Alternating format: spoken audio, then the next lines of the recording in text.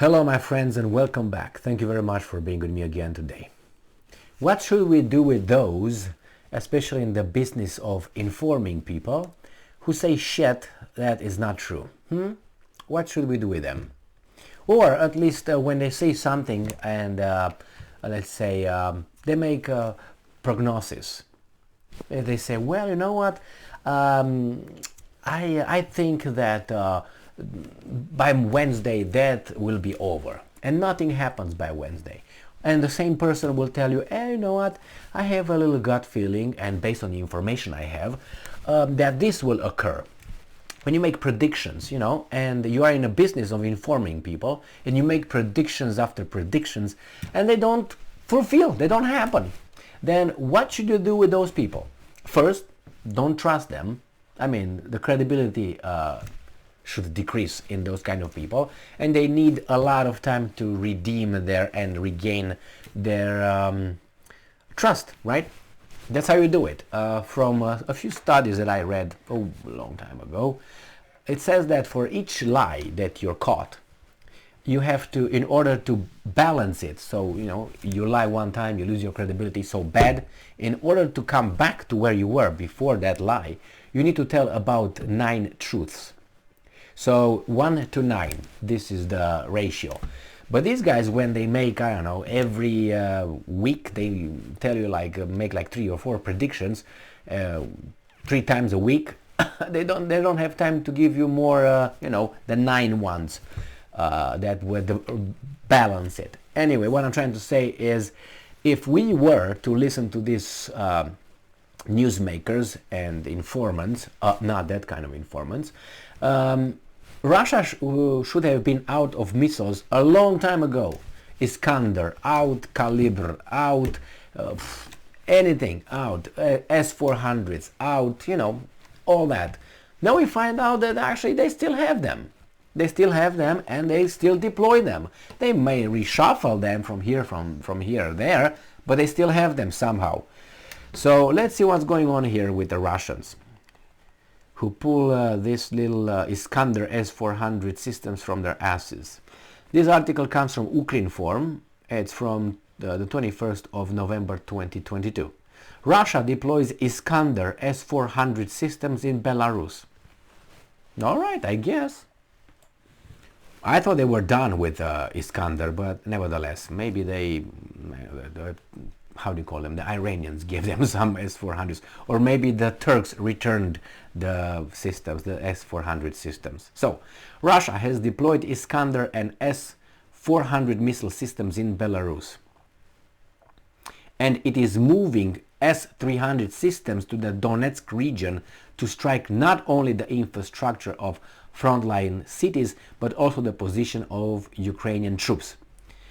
Now, Yuri Ihnat, a spokesman for the command of the Ukraine Air Forces, said that at a briefing at the Ukrinform Media Center, and I'm quoting, they have deployed Iskander and S-400s on Belarusian territory, allegedly for protection of the airspace of Belarus, he said, or maybe to attack you again. All right? Ihnat noted that Russia now does not need S-300 anti-aircraft missiles to protect the airspace, so they are being moved from Belarus to Donbass. All right. They start mentioning S-300. Do you know why? Do you have any idea why they might do that? I'm not saying that's the reason. I'm just, trying to think out loud with you. Do you know why the Ukrainians would mention that the Russians have S-300s now and they move them around from Belarus? Exactly. Because it seems like some S-100 missiles landed in Poland, and they said it was Ukrainian. And now the Ukrainians want to say probably, well, it's not only us that have them. They have them, and they have them in Belarus. And Belarus is right north of wherever that occurred. Just look at the map and see. It's just a crazy idea, I don't know. I'm just waiting for them to point that out in an article that I will read probably in 2 days. Given in 2 days. In 2 days they build this. Like they set the seed, and then the seed is gonna germinate and say, hey, look, what do we have over there? We have an S-300. Okay, so let's quote these guys. They use them as ballistic missiles. That is, they fly on ballistic trajectory for up to 150 kilometers. Do you know where they're going right now? I didn't read this article, but look at these missiles. They are the manufacturers of these missiles.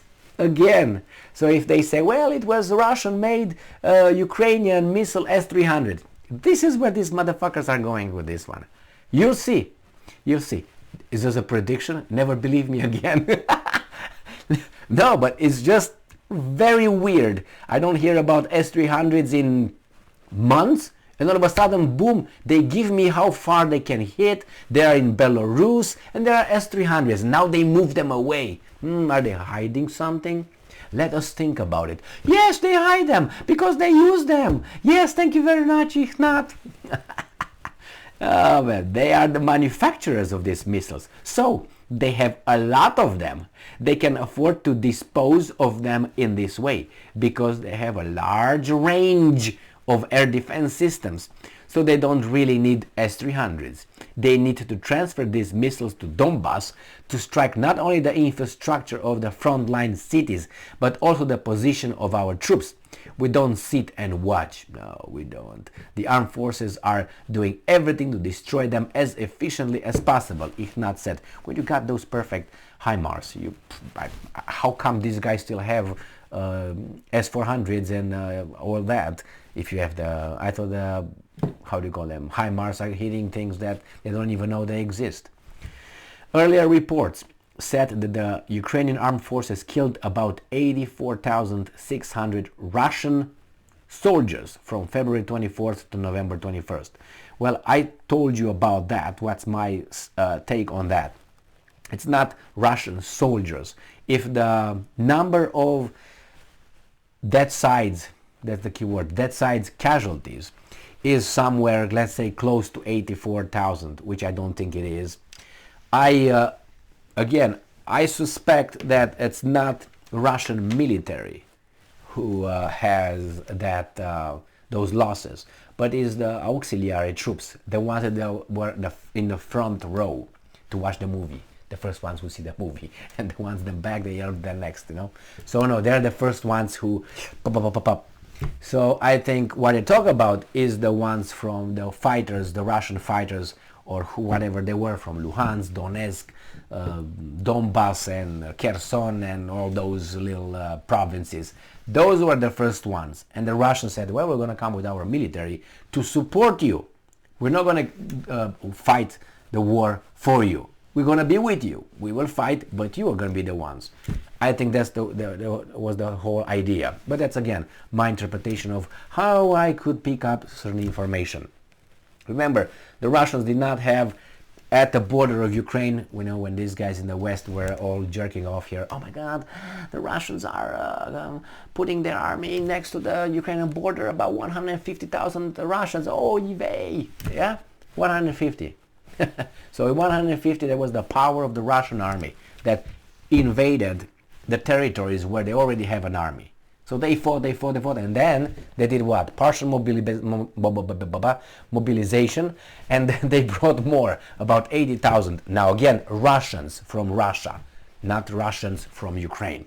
So that's why I don't think it's 86,000 anyway, but I can't deny or confirm that, obviously. I'm just using, for instance, the British approximation, which is about 40, and then the Americans said, well, 80 or 90, together with injured people, wounded, and dead and wounded. The Russians said lower, but again, they might give a lower figure to their army, to the military, to their 150,000.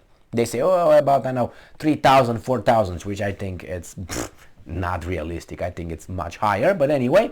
So they say, but they don't tell you. You have to be very careful at the words they use, because they say, well, the Russian losses are 86,000 people.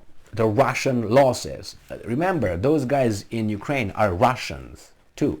The guys who fight for Russian are Russian forces. The Kadyrovites of Kadyrov, Chechens, are Russian forces. So when they say Russian forces, look for Russian military. or Russian army. That's a different story. Those are just the troops of the Russian army. They're not the Kadyrovites, they're not the troops, military troops from the Kherson, Donbass and all BS, not the mercenaries, not the Wagner groups, nothing like that, not the volunteer, not the lovers, not the killers.